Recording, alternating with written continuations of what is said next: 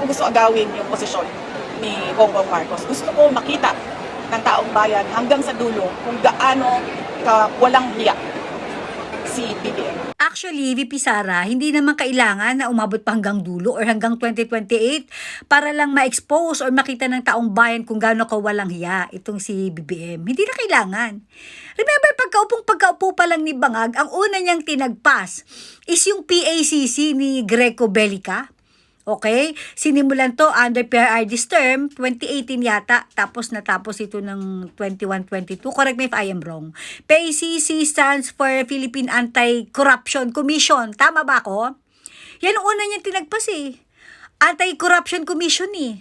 Na hindi ko man masyadong dinibdib kasi feeling ko nga, meron siyang ipapalit na mas maganda at mas effective. Yung pala, alam mo yun, kapala niya yung ginawa para masimulan at tuloy-tuloy ang pagnanakaw na gagawin niya kasama ng kanyang mga alipores at asawa, in fairness ha, asawa at anak. Okay, sa kaba ng bayan. Can you imagine that? VP Sara, hindi kailangan umabot hanggang dulo. Kitang-kita na, sila mismo ang nag-expose sa mga sarili nila kung gaano sila kamagnanakaw. Ewan ko sa mga jutang G-numbers na yan, ang yayaman nyo naman na.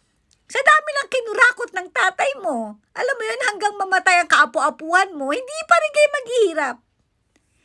Gravity. Nakakaloka. Sobra-sobra yung pagnanakaw na ginagawa nyo. Wala kayong kaawa-awa. Wala kayong kaawa-awa sa bayan, sa mga Pilipino. Sa bagay, ano bang expectin natin kay Ngagva? Judik yan. Ano ba expectin natin sa kanya? Wala tayong expectin na kahit anong pagmamahal o concern para sa mamamayan at para sa bayan. Remember, ito ilang beses ko na itong sinasabi. Hindi ko nakikita na merong gagawing mabuti o maganda itong si Bangag, okay, sa kanyang administrasyon. Nakailang taon na yan ah. Pero hanggang ngayon wala silang ginagawa na kahit ano para sa bansa. Ang daming utang, pero wala naman tayo nakikita na pinapagawa, pinapatayo. Can you imagine that?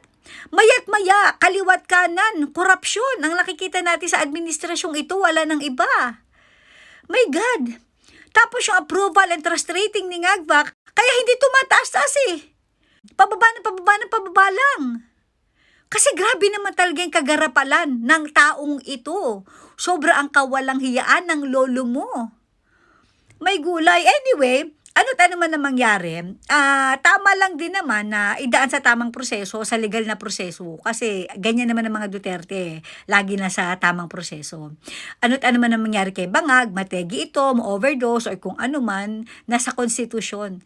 Si Sara at wala nang iba ang papalit sa kanya. Kaya lang please, hindi natin kailangan antayin hanggang dulo. Putang ina, kung pwede tagpasin na ngayon na yan. My gosh.